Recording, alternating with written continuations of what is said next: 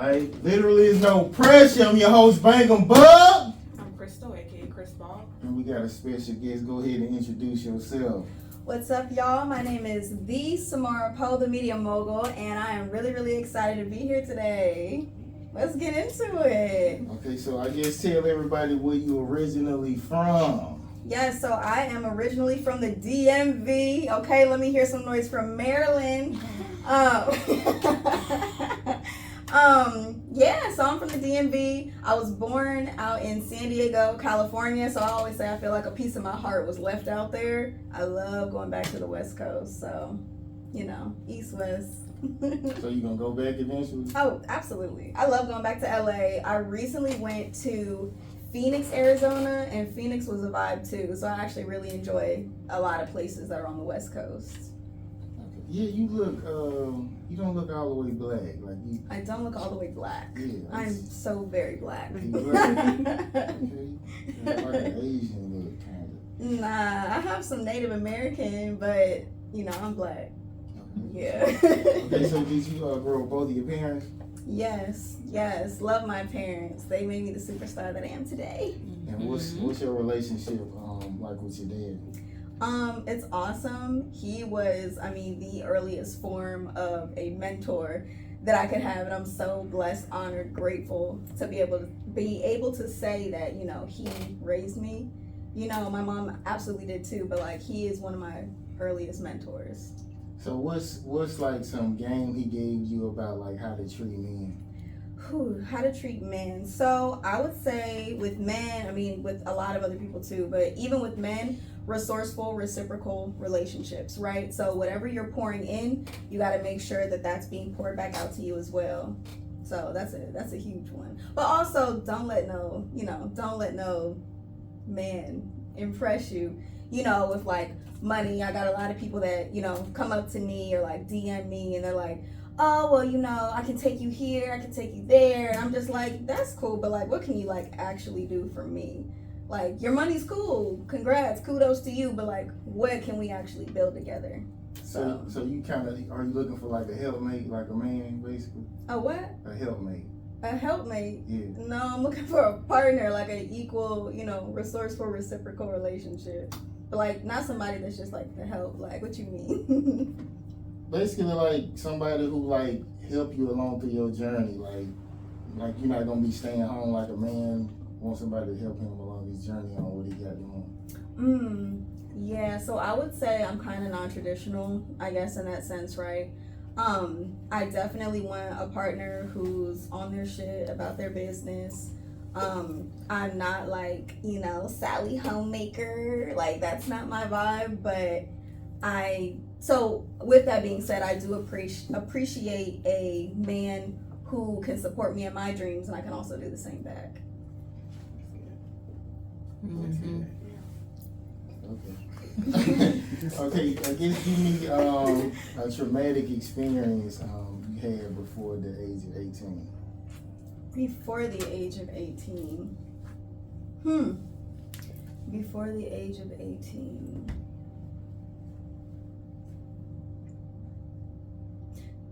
How traumatic are we talking? Deep as you want to get. That's a heavy question. It's like, hey everybody, like what's your trauma?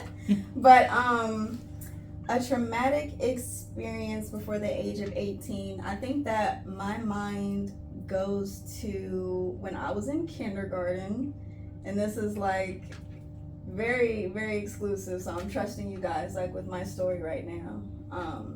When I was in kindergarten, I had some really unfortunate experiences with little boys in my class, and you know, I was advanced upon. It was very uncomfortable, didn't really know what was going on, but I think like having to heal from that, having to grow from that, and then especially having to restructure like my point of view on boys, on men, was traumatic, but I think that, you know, ultimately I grew from it, I healed from it, and yeah. A trauma question is crazy. So did that make you not like boys, kind of? Like, because some people turn gay when they have like a bad experience, like with the opposite sex? No, I don't. I didn't stop liking boys. I didn't stop liking men or anything. I think it helped me, or not. I won't say helped me, but it made me look at people in general as people that had to earn my trust, as people that, you know what I'm saying? I had to learn to stand up for myself to make sure that I was good, I was taken care of. Did you tell your parents? No, I didn't tell my parents. I think I let them know, kind of, like I kind of touched on my experience when I got older, because my son is going to school now. You know, and so with my son going to school, I'm like, I was really nervous about some of the same stuff kind of happening, but especially because like kids these days, like they know too much. You know, they know too much, and then like you got to watch kids around other kids and that kind of vibe. But I think that now that he's in school, he said he's having like an amazing time. You know, I'm just kind of trusting that the teachers are going to keep him safe, and that everything that I'm like instilling into him is like sticking. Okay, something you had to learn the hard way. Ooh, okay. A whole lot. But something that I had to learn the hard way was that you cannot. Something that I had to learn the hard way was that you can see somebody's potential, right? But you can't hope for somebody's potential to come true to the point that you're doing everything in your power to help them see this potential in themselves too. Because at the end of the day, if somebody doesn't see that in themselves, for themselves, like, it's only going to harm you, and it's going to hurt you the more that you pour into a person that isn't pouring back into themselves. So is it usually the men in your life or the women in your life that you try to help see their potential? Both. It's everybody, and I've been hurt from both sides, you know. And so I had to learn through relationships and love, through, you know, friends, best friends, ex-best friends. It's like, I can't do the work for you. And it's hurting me to continue with you on this like path that you're going on, because I'm going the other way. So. Okay. By the time you ignored a red flag because you wanted to see the good in a person. The time that I got pregnant by my son's father. Yeah. Saw all the red flags. I was like, no, it's fine. This is fine. And it was not. However, I had a beautiful pregnancy. I have an amazing son. You know, he's beautiful. But I ignored those red flags, and well, you know, some girls, like, when you find, they kind of overlook, either you money or you find y'all overlook the problem. So which one was it? Or you overlooked the red flag? He was fine, but it wasn't because of that. It was really, I really loved him. I really cared for him. I knew like the background that he came from, the struggle, the trauma, and I was like, it was one of those like, you know, I can help you heal. Like, that never works out, literally ever. But I think that I learned so much through that relationship about myself, about what I would never tolerate in a relationship again. And of course I got my baby. So would I do things differently? I just have so many beautiful things in my life now that I'm like, I'm almost afraid to do stuff differently, because what if it doesn't like turn out as great as it is right now? You know, it taught me resiliency, you know, inner strength, all that good shit. So, do you feel like, can you really make a relationship with a person or have something work with a person who might have been like a crack baby, or like somebody who's been through like a whole bunch of trauma? Do you think you can make that work? As long as both people are willing to heal and to work on themselves, yes, you can make it work. How often does that happen? My experiences so far haven't been the greatest, but I absolutely think that it's possible. I think that it's possible, but again, both people have to be committed to their healing journey. Both people have to be committed to, hey, I'm on this path, I see the vision, like, this is what I'm aiming for, are you with me or not? Okay, something God revealed that needed to be seen. Something God revealed. Ooh, God be speaking to me. The universe be speaking to me. So I have a friend. And I see this also reflected in a couple of friendships. So even that is a learning lesson in itself. But like, I have a couple friends who, you know, once again, that like pouring into others so much that it begins to like drain you. I think that I let that continue to be a lesson for me over and over again until one time, like I had an event that was so traumatic, it literally brought me to my knees. And it just kind of felt like God was like, I'm trying to get you to understand this lesson so that you can stop repeating it. So could you stop repeating it, please, before you really get yourself hurt? And, you know, I think that from that day moving forward, it was very clear to me, and God made very clear to me that like, this isn't the path that I'm supposed to be on, and accepting and tolerating this behavior is going to get me severely hurt, you know, again, or I might end up dead, you know. So it was real clear after that point. I got myself together, I went back to school, you know, and I did what I had to do to make it to where I'm at. Yeah, so I guess what's like one of the worst and best things about being like a single mother, like? So I guess one of the I want to preface by saying too, like, shout out to my family, shout out to my tribe, all my loved ones. I do co-parent with my son's father. So even when we have like conversations like these, I don't feel full on single mom. Like, I have a support system, you know, that I really appreciate. But I think one of the best things, I guess, with having my son most of the time, like majority of the time, is that he's just a star. Like, he's a star. He's amazing. He's so smart. And it's a reflection, like a more accurate reflection, right? Of like, when you're raising a kid and you're bringing a kid up and you're pouring into them, like what they can turn into. And so I think one of the best things is being able to be like, yeah, I did that. You know, like, I did that. And I mean, he's just amazing. And then one of the worst parts though is that I feel like I can't move as freely as I could have, right, if I were without child. And I say that because like, I can't necessarily make all the moves that I want to make. I can't necessarily go out at all hours of the day in order to get certain things done, because there's certain environments I don't necessarily want to bring my kid to.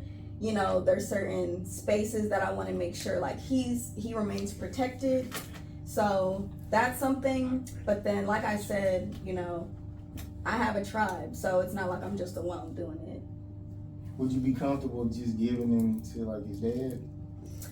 So we've been like growing closer towards that, and recently we went up and traveled to where his dad is at, which he lives a couple states away. But you know, he stayed with him the majority of the time, like during that trip. And so it was really nice, you know. I think that it was a pleasant experience. My son said he had a great time. And his father's like moving back into a space of like, you know, of doing it and showing up. So I appreciate that, and we'll just continue to see how it goes. Yeah, I guess like when I was young, like my mom kind of started telling me stuff like what to do to girls or how to treat them. Like, what have like you told your son like some things he should do to how to like treat girls? So I haven't really gone gender specific, right? I think that when you're teaching a child how to treat somebody, you want to start with the basics. Hey, be kind to people, be respectful to people. When somebody's talking to you, you know, listen. I think that I'm not at the stage yet where I'm teaching him how to kind of differentiate between like, you treat one set of people this way, you treat another set of people this way. But I think it's those foundation, you know, those foundational values that are going to help him with any relationship that he moves into. Oh, so you kind of a parent, like you can be like, be gay, be how you want to be, like you don't be like structured, like you should be this way, like you feel like. So when I talk about relationships, I talk about like, you know, friendships, romantic relationships, business relationships. So when I speak to like foundations, like that's kind of what I'm talking about, all people. But when it does come to like whatever his preference is when he gets older, you know, I support him, I love him. Whoever he turns out, you know, that's fine with me. Like, I love my baby regardless. No, I'm saying I remember Will Smith was kind of like, he raised his son like be free, be whoever, but he was like, I regret it. I should have did it different. So it's just one. Okay, a hater who always tries to play it off with jokes. Okay, what are you asking? Like basically, like, do you have a friend who always like sly away, make a joke, but they really like kind of hate? Yes, and it's so crazy. I was like, what did I do to you? And I think it was the weirdest thing, honestly. It was one of the first kind of not first interactions, but one of the first relationships that I kind of made when I moved to Atlanta even. I had gotten really cool with this girl, you know, we worked on a couple projects together, but things just started getting weird. She would make sly comments, like I remember I wore a dress to one of her events and like a little coat or whatever, and I took the coat off for some pictures and she was like, oh, you know, you should have, or what she say? She was like, oh, you shouldn't have brought the coat at all. And I was just like, what do you mean by that? What do you mean by that? So it would be like little comments like that. But ultimately I realized like she didn't support me when I started doing some more of my own stuff, events, and like she wouldn't show up, wouldn't show love, wouldn't say congratulations. And so I was just like, oh, okay, like this is like that hate, that jealousy, whatever it is you got going on, manifesting on a bigger level. So I was like, I like that. That coat wasn't really bad though. That's one of the lighter things. That's just one of the first examples that come to my mind. But it was just like, you can tell when somebody just has weird energy towards you. You know, you can tell when somebody's making a sly comment, you know, it's just not genuine. And you can feel it. I come off like that too. I can act something simple and people will think I'm fucking with them. Like. Yeah, but is that your friends who think that? Or is that people that you like? Just new people. New people, exactly. I knew this girl. And I knew her enough to know when she wasn't being genuine, when she was making, you know, weird comments and just coming all strange. I had a girl come on, she looked Mexican or whatever, and she got offended because I guess like Spanish people, they don't want to get mixed up. I guess they feel like Mexicans aren't attractive or something, but it was like she was pissed off. So I ain't know if that offends you when I said you look Asian. Okay, a truth you told that hurt someone and a lie you told that comfort someone. A truth that I told that hurt somebody.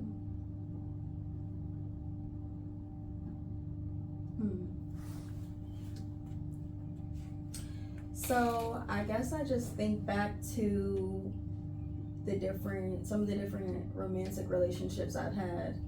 I'm a pretty truthful person, and if you're just not doing it for me anymore, or if I feel like you're slacking and it's starting to impact me and the direction that I'm moving in, all of those truths, I guess, can kind of hurt somebody, which is, I mean, it's what has happened a couple times now.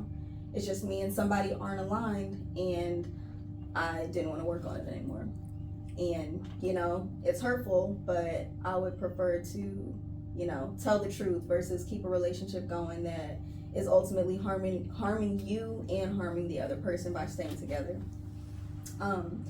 When I think of a lie that I've told that has comforted somebody, I also think of relationships and I go, you know, it's me, you know, it's not you, it's me. And it's like, no, it's you. So I think that it kind of falls into the same space. It's like, I do want to be truthful, and I am saying like, here's the different things that we've gone through, and this is why, you know, I don't really want to continue, but, you know, I just have to work on myself. And while that's true, it's mostly because I don't want to do it with the other person. Like, we don't vibe no more. So you quick to like get rid of guys? It's like they only can make like one mistake. Cause you got so many options. Yeah. Yeah. I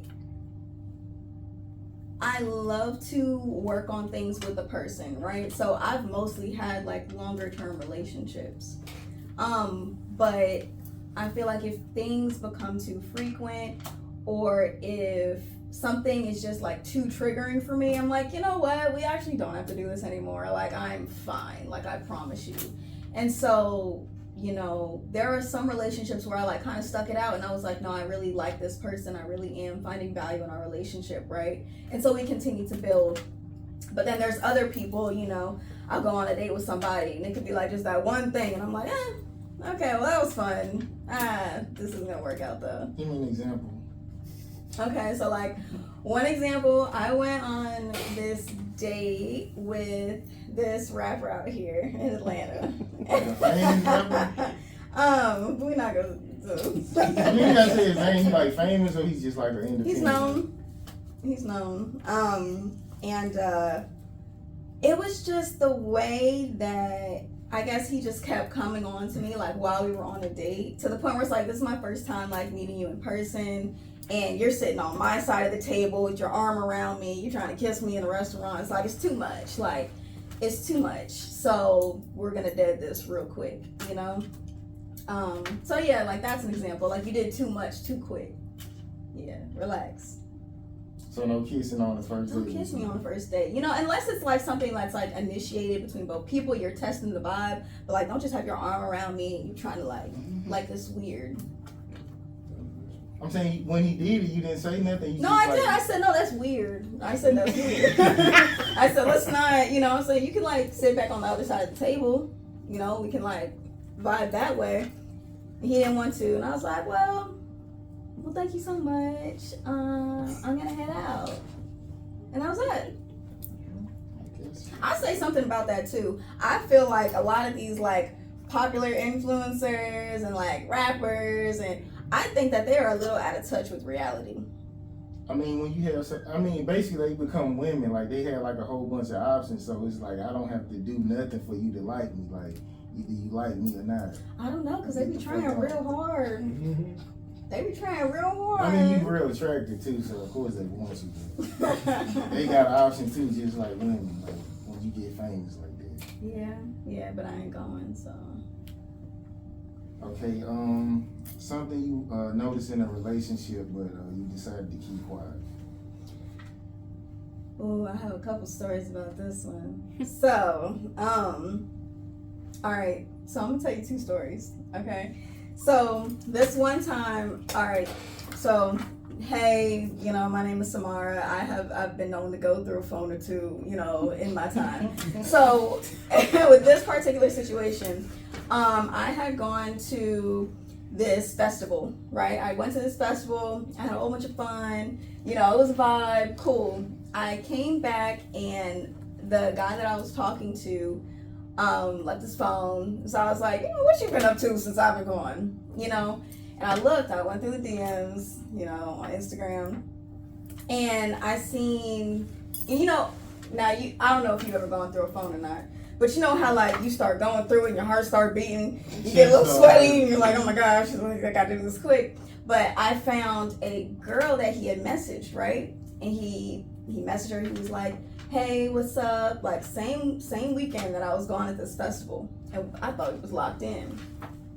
And he messaged her and was like, hey, what's up? How you been? Like, I've been like thinking about you. I'm trying to take you on a date. And I read it and I was like, damn, like that's crazy. Like that's wild. Because I wasn't short of options at this festival. So you could have let me know what was going on, right? But then her response really made me laugh. She was like, I'm honestly like really not that into you. And this isn't gonna work out, basically, right? And he was like, oh, okay, bet. And so I just read it and I was like, aw. I didn't even bring it up to him. I was like, damn, you know, you just gotta take your L's in silence sometimes. But, you know, I was like, that's one story. That's one story. Let me think about this other one that I was gonna tell. That's breakup worthy though? Like oh yes, that's breakup worthy. Fail cheat. Oh yeah, because you would have went through with it. you would have went through with it. Okay. She just didn't want you. But that's most guys that you get turned down 80-90% of the time, like unless you famous or something. I mean, and that's great. That's cool, but do it when you're not with me. Yeah. Yeah. We just keep going. Okay, okay, something you should have been mad about, but you really didn't care. Something that I should have been mad about, but I really didn't care.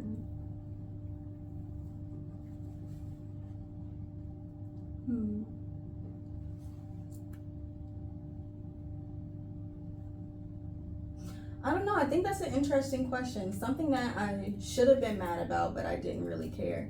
Okay, so there was a time that I was talking to a guy.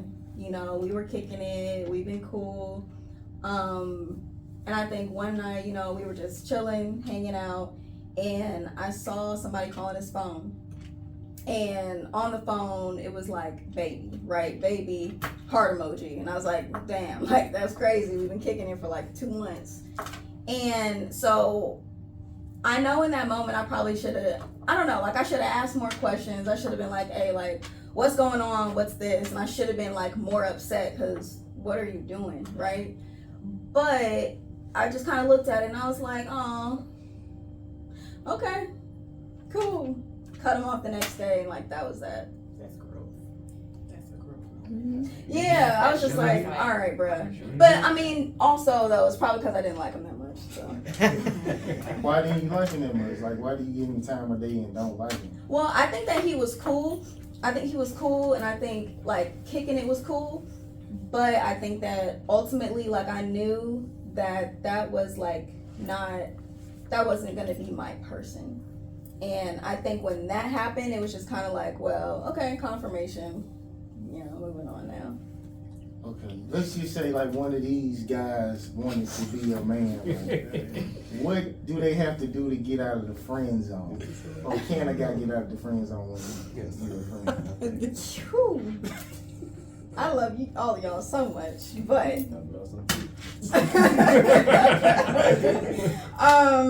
if somebody wanted to get out of the friend zone, I don't know, either the vibe is there or it's not. You know what I'm saying? If you're a friend of mine, then you're a friend of mine, right? If you believe that you have feelings, or you know, you want to take our relationship in a new direction, like, feel free to bring it up to me and be like, hey, like, this is how I'm feeling, like, you know, how do you feel? And I may be like, yo, I can like see that, right? So let's give it a try. But I also very well much, you know, I might be like, well, no, you're my friend and I love you so much, but we're not gonna do this.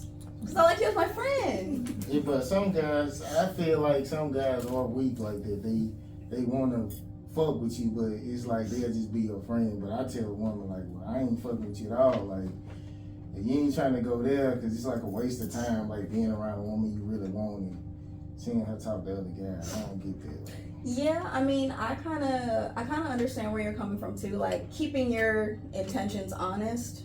Right, keeping your intentions honest is like a huge thing. Because I also feel like if there's been somebody that like I've been around for like a super long time, right? I get sometimes people just don't want to express their feelings, right, for the sake of like messing up like an actually like good friendship. But I also feel like too, like, also don't just stick around me because like you're hoping for like a shot one day. That's like strange to me. but if most of the time, if I'm around any female, like if she let me be her friend, I can get her. But so it's not my experience. Well, yeah, I ain't gonna be around you. Yeah, that's crazy just to be a friend. Okay. Why is that crazy to be a friend?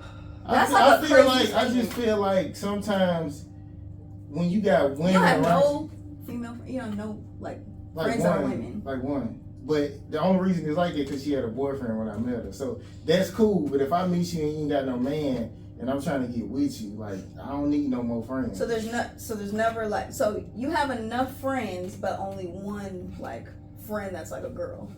only got like two or three friends, but Okay. like one female friend, because she had a dude, and it's just like weird. I could fuck with that, because I wasn't trying to get with you when I met you. You get what I'm saying? Huh. I mean, that's just how I do it. Like, other guys different. Like, they'll sit around for 10 years, like, waiting to pounce on you, but Yeah. nah, I ain't like that. Okay, what's three things a guy could do to, like, put a smile on your face? Okay, so 3 things that a guy could do to put a smile on my face. I love men that are funny. So I love to laugh.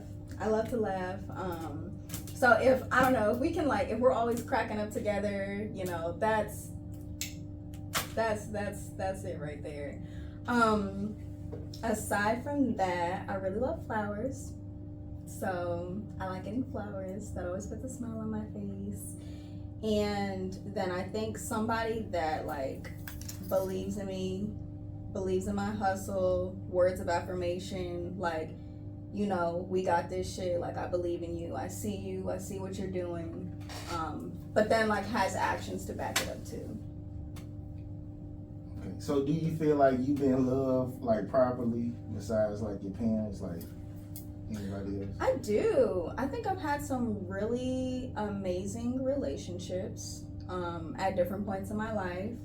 I feel like I've had a lot of examples of men who have loved me correctly. You know, for one reason or another, like, things just don't always work out. But I don't have a shortage, I would say, of, like, good men in my life. Like, whether it's, like, relationship or, like, friends or business partners or, like, whatever. I don't have a shortage of good men in my life. So I think that it's really cool to be able to say, like, okay, this is how I'm supposed to be treated, right? And have, like, those reference points for, like, as I move through different relationships.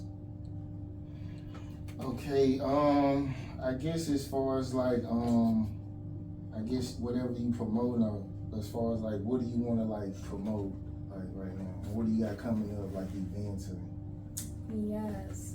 So for everybody out there watching, listening, tuning in, as I said in the beginning, you know, my name is Samarah Poe, the media mogul, and I'm all about, you know, media production and really elevating other creative entrepreneurs and leaders into, you know, moguldom, right? And, like, what is moguldom? What is having, like, this mogul mindset? Is when you're able to see a vision and then you achieve the vision, right? You see what it is that you want, and then you're hungry enough, you're passionate enough, you're disciplined enough to go after it. So, like, I have a community for people who are like that. So, you know, if you need some media production, hit me up. If you want a community of like-minded mogul-like individuals, hit me up. But that's my world. So, yeah. So you do, like, you work a 9 to 5, or you just, like, you straight do your media? Nah, I am freelance, so I don't have a 9 to 5. I do have clients that take up a whole lot of my time, but I am very blessed to be able to have been full-time freelancing for a couple years now. So it's been lit. With your media production? Yes. So with my media production, my marketing services and that kind of vibe. But so if you were marketing, like, a upcoming podcast, what would be your advice? ooh, this is so funny that you asked. My biggest clients are, like, podcast clients, right? So I would say, you know, if I could give one tool, it would be clips, social media clips. It's going to give you some of the highest reach, right? That and ads. But if you don't have, like, an ads budget, right? Social media clips that are well shot, which is why, you know what I'm saying, I'm bringing a camera in, I'm bringing lights, my crew, they're capturing some behind the scenes stuff of me too, you know, just, like, creating a lot of content surrounding the brand, so that when you do promote it and you do put it out there, people are like, oh, like, what they got going on? Like, I want to see more. And then especially things and, like, conversations that are engaging. That was my next question. Yes, conversations that are engaging and fun, and where, you know, interviewer and interviewee can, like, vibe and, like, really create some, like, dope conversation. Do you feel like controversial topics are, like, an easier in to like getting your podcast more visible, or do you feel like playing it safe is like? So I mean, definitely the controversial topics, right? Everybody has an opinion. And so when you ask those controversial questions, and you know, it gives more people the opportunity and the space to go, oh, I absolutely do not agree, or oh yeah, like I felt that. So I think that, you know, of course controversial topics are always going to do well. And so that's why, like, when you're positioning yourself as like a prominent voice or an industry leader within like the world that you're creating, it's really important to form like those strong opinions. Yeah. So give me your best and worst experience as far as like in the business so far. Okay, so I would say, like, I'll start with my worst experience. I think that doing business with friends is always a very interesting journey, and you have to be very careful not to cross a line that's going to, one, destroy a business relationship, but then also destroy a friendship. And I think those have been like some of my worst experiences, is like, you know, friendships that were like really cool, really great, and then they get destroyed because of like the business side of things. Or vice versa. You know, business could be really, really like bad, right? But even if you have a great friendship with that person, it just doesn't work out, because you show up differently in different spaces. You show up differently in different spaces. How you show up in business may not be how you show up in friendship. So some of my worst experiences like have definitely come with like the breaking of like friendship breakups. Yes. So sad. But best. So would you just recommend not to do business with friends? Oh no, but that's why I say, like, on the other side of the whole like best worst thing is like some of the best things that I've done is go into business with my friends. You know, I absolutely love the people that I work with. Like, I love my team, I love my crew. Is it always gonna work out with every single person? No. But again, that's why I say you just have to be cautious about the relationships that you do have. Take care of them, nurture them. You know, it can't always be 100% business. You know, go out and get some drinks together sometimes. You know, pay for a meal or two. Like, you know, just treat your friends well. Make sure that you guys know one another, so they can like call you out on your shit too. Like, hey, like, I know like you have a really great heart, but what you did was like effed up in this situation. Then you can be like, yeah, you know me, you're right. So if you got a friend who basically like, it's like one-sided, basically you can tell she's just trying to drain you of your resources, do you cut it off, or you just keep trying to help them, or just let them use it? No, cut it off. I had a friend who, I mean, you know, love her to life, right? But it's not how it used to be. You know, like, we trauma bonded. That's how we like got through those times that we were going through. And as we continue to grow and, you know, evolve, I felt like I was doing a lot of growing and evolving like by myself. And so it got to a point where it just felt very draining. I felt like I would always stick my hand out, always try to help my friends, because that's the kind of person that I am. But if somebody isn't grabbing your hand, right, and allowing themselves to be pulled up by you, you're gonna sit there with your arm out. Your arm's gonna get tired, right? Or it's a fight trying to bring them up.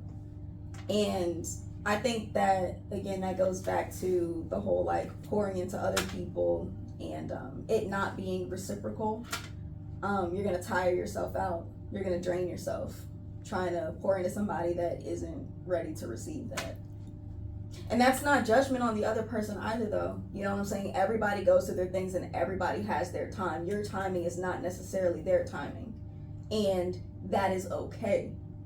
But it's also okay to say, like, well, our timing isn't aligned, so I will see you when you get there too. Okay, we'll do one more. Okay, a time when your spirit knew something was off before you physically saw it.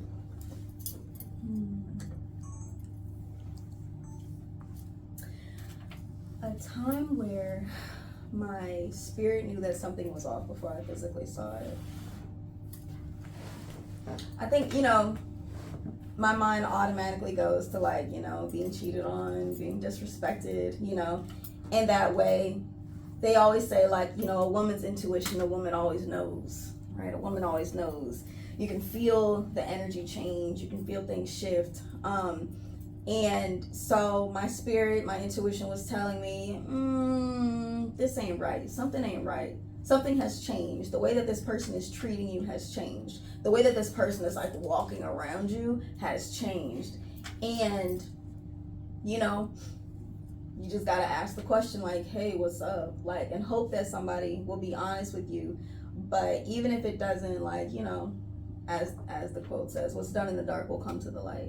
And even if it doesn't, because there's probably a lot of situations that I'm probably not even aware of that somebody done did to me, right? And I'm okay with that because those people are hopefully, right, no longer in my life. But your spirit will tell you, and at some point, at one point or another, like, it's gonna be too much. Like, it's not gonna feel genuine anymore. It's not gonna feel real, authentic. The love isn't gonna be the same, and you just gotta go, well, it's been a cool run, but, good luck to you. So you never cheat? I cheat back. No. No, I'm not that person anymore. I have, though. I have in the past. Like, out of hurt, out of like, when you did this to me, cry about it. You know what I'm saying? But I'm not like that anymore. I'm very much removed from that person. If somebody like does wrong to me or does harm to me, I'm like a lot quicker to just be like, all right, I'll catch you on the flip side, because you don't get to take me out of my character. Mm-hmm. Like you don't deserve that part of me. Does it really feel good, or is it just about like hurting their feelings? So I will say, like, in those moments where that has occurred, I genuinely thought like the other person was cool. You know what I'm saying? I was like, okay, well, you're actually cool. This person obviously doesn't care about a relationship anymore. So, I'm just having fun. I'm just kicking it, cooling. And cheating also doesn't have to be like I took it all the way, like in a physical sense either, right? It could be like I'm emotionally like just kicking it with somebody, and it's very like just free, and we're talking about different things. On the phone? Or you talking about like in person? What you mean? You said on the phone or in person? Yeah, but some women feel like, I guess some people feel like cheating is like just being with somebody and like, like expressing feelings and like not being physical, but y'all doing everything but being physical. But if you just doing that on the phone, like, telling him how you feel, like, I wouldn't really see that as cheating unless y'all just like. If I wouldn't have that conversation around my partner, you know what I'm saying? That's a sign right there. So, even though it wasn't always like a physical thing, it was saying like, okay, well, I feel my heart disconnecting from this person, and now I'm in a space where I feel more free to explore, other options, other relationships. But like I said, like, I am just very removed from that person. Like, I don't like to do that anymore. I want to let you know where you had me messed up at, and then, move on. So you feel like you should build a relationship like off of just love, or? Cause it come and go, like, Well, I mean, I think that you have to have a strong foundation. Like, I think that friendship is really important. Like one of these. Like I said, I love you guys so much. You're annoying. But I think that not just in romantic relationships, but even in like, friendships and, it has to, again, like my father said, resourceful, reciprocal relationships. Like, if you're showing up and you're pouring into another person and they're also showing up and pouring back into you, that's a super important foundation to have with somebody if you're gonna build anything at all. So especially when it comes to relationships, like, what are you doing for me? What am I doing for you? How are we pouring into one another? And, love is a choice. Love is a choice. You have to continue to show up every day and say, I love this person, and I'm going to show them that I love them, and I'm going to behave as if I love them, and I'm going to commit to the fact that we are friends, so I'm going to show up and be a good friend. I'm going to commit to the fact that, you know, we say we want to grow old together, so I'm committing to that by showing up and showing you that I love you. So, I guess who around you, like, they never told you they love you, but you can tell by how they treat you? I make everybody tell me they love me. No, I'm just kidding. I mean, I honestly I don't think I have people that don't tell me that they love me. But, I mean, it might just be because, I mean, like I said, I tell everybody all the time, like, I love you so much. Probably to the point that it, like, maybe, like, weirds people out until they, like, get to know me. They're like, no, she, like, really loves me. You know what I'm saying? So, I don't really have people that, like, don't tell me that. But I do have people that say it less often than others, but I know that, like, by how they show up for me, and they're always there, that, you know, they love me. So, yeah. Okay, so is anything you want to tell to the people, like, on as far as, like, the media production and all that? So I would say when it comes to media production, especially like as a content creator, a creative entrepreneur, somebody that does want to, like, you know, elevate your business, your brand, I would say, like, it's super important to, one, just get started, but two, also record, like, all of the moments as you grow. I have so much fun going back and looking at all of the old stuff that I've done, right? And saying, like, wow, like, look at that leap from, like, 10 years ago, Samarah, to who I am today, right? But it started with me, like, just getting started those 10 years ago, and then documenting my journey along the way. And I think it's also really cool for, like, the people that come into your life and, you know, the community that you create, the supporters that you build, to be able to see those things too, because they're like, oh, like, they're really about it. She's really about it. And so I would say, you know, again, just get started, but, you know, document the journey along the way. Enjoy the journey. So why do you think the new wave is to delete all your posts except like 8 of them, which is what everybody doing? Why do you think everybody doing that? I don't know. I got 1,000-something posts on my page, so ain't much getting deleted. But I think that, you know, there's some people who just want to brand differently. You know, there are people who maybe they spent those first 20 years of their lives not being the best version of themselves, and they grew tired of it, and they're like, you know what, I want to reset, I want to restart, I'm deleting all of this, and I'm leaving up only the posts that show, like, the version of me that I still aspire to be. So Transitions, like transitions, transformation. Exactly. Do you feel like people kind of gravitate towards you more, like, when you show weaknesses and, like, down times like you've been through? I think that for me personally, my transparency and my authenticity is a part of the journey that I'm going on, but then, like, everybody that is a supporter of mine that watches my page and, you know, loves my message, like, I think it's important for them to see that too. I think that transparency and vulnerability are I don't want to call it a wave. Because I think, like, this is a really important time period that we're stepping into. But I will say, like, people are tired of, like, fake influencers, you know, and people are tired of, like, just inauthentic ways of living. Like, bro, we know that's not your car, you know what I'm saying? And so I think that when people are more transparent about their journey, like, bro, today was tough, like, I was in bed all day, you know, it helps people to be like, damn, like, that's a human being right there, that's a real spirit, and they're still amazing. They still have all this amazing stuff going on, even when they have, like, some of their roughest days. So I think, you know, at least for my journey personally, I love being transparent. But do you take breaks? I do take breaks, but I think I take breaks in a way that may be a little different for other people. So, like, for example, like I said, I've been documenting my journey for years and years. If I were to stop posting in real time tomorrow, I could easily pull out another year of content that I just drop, right? Without me actually having to show up like myself on camera, on screen. So for me, that would be something like taking a break. Like I just kind of myself, my current moment kind of steps back, but I'm still releasing stuff. I'm still making sure like my audience is fed. I'm still showing up in those ways.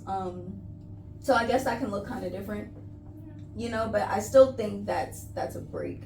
I still think it's a break. Yeah. You're not putting your in the moment energy into it. Exactly. Being able to recharge. Mm-hmm. So you saying you was healed? Like, have you been to therapy or you just? Yeah, no, I've been to therapy.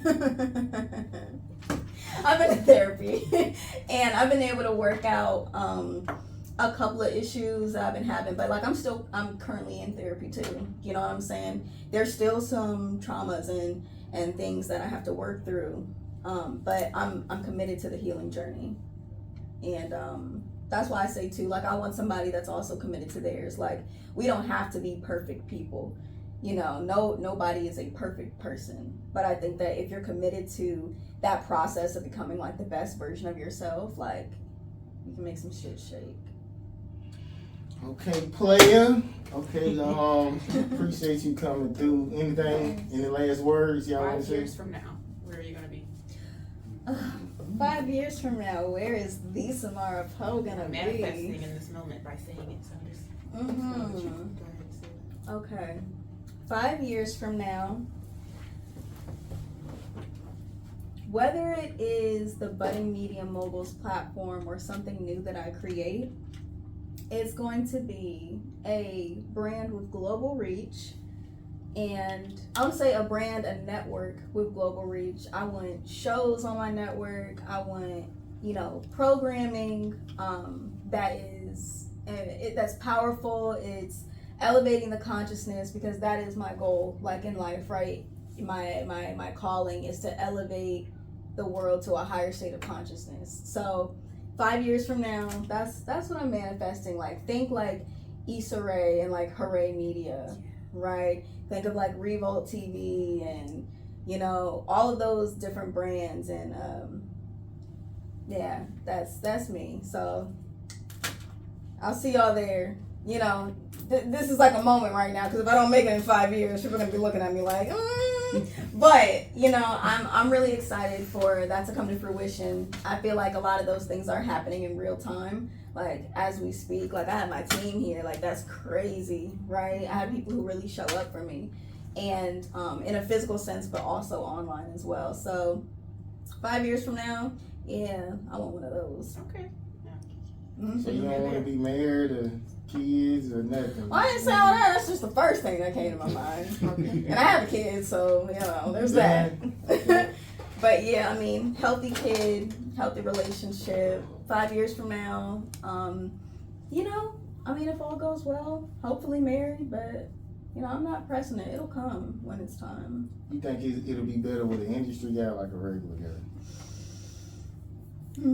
Like I said, I think some people that are in the industry are a little out of touch, a little delulu. But I don't know. I think that at one point I thought, like, you know, I need a somebody that is not a 9-to-5 like individual. I want somebody that is an entrepreneur and understands the grind and the hustle and But I think like I've also come to realize that there are men and partners that are out there that may not necessarily be in the industry, may not necessarily be an entrepreneur, may thrive, you know, in 9-to-5 environments. And sometimes those people love you like way more, right? Because they're not so focused on something that is their own business, their entrepreneurship, right? It's just, hey, like I'm coming on this journey with you because I love you, and not because it's like beneficial to me, like to be in the industry with you, but because I like rock with you as a person. Okay, this was okay. We're gonna end it right there. So literally, dang, I'm fucking up. Literally is no pressure. I guess we're gonna see y'all next week, man, and we out. Woo! Take a picture.